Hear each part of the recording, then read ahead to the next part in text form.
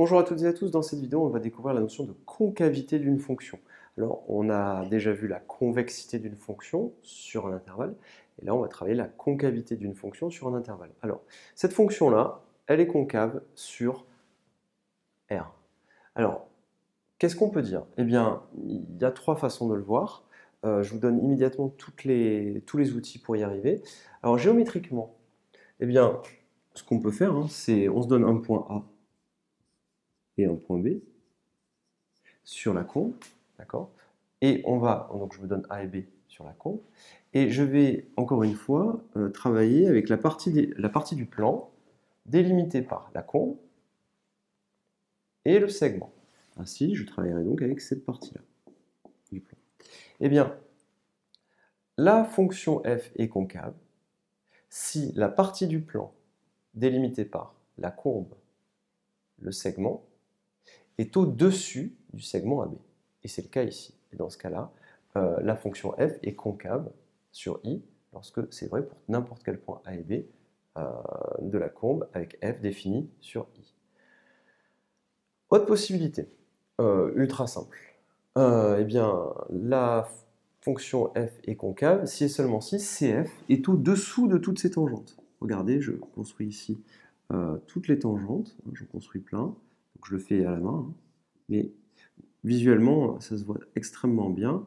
La courbe CF,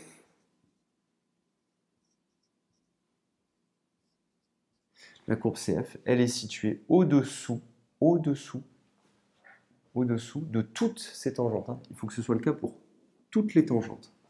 S'il y en a une pour laquelle ça ne marche pas, c'est pas bon. Donc il faut que CF soit situé au-dessous de toutes ces tangentes, tout simplement.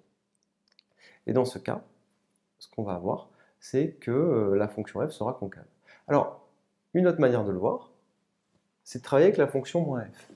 -f, ça veut dire quoi? Si là vous avez des points ici, si je prends ce point-là par exemple, ce point-là il a une abscisse x et une ordonnée f de x, simplement, et bien moins f, je me retrouverai de l'autre côté, donc on va travailler tout simplement avec la symétrie. On va tout simplement travailler avec la courbe symétrique, la courbe symétrique par rapport à l'axe des abscisses. Donc ici vous avez f de x, point même x, là où vous retrouverez moins f de x. Et donc cette courbe-là, c'est la courbe représentative de moins f. D'accord? Donc quand on vous parle de moins f, vous pensez, là je fais la symétrie par rapport à l'axe des abscisses. Eh bien,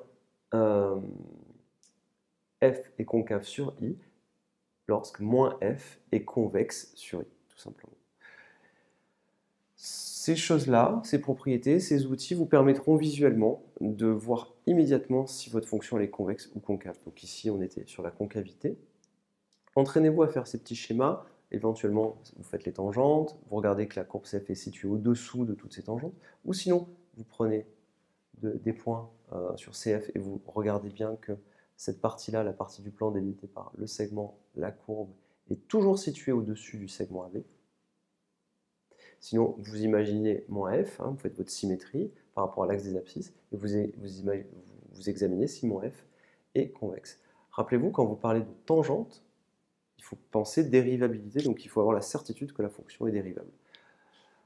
Et surtout, vous n'oubliez pas, concave sur un intervalle, il faut préciser sur quel intervalle on est convexe ou on est concave. Je vous remercie et à très bientôt.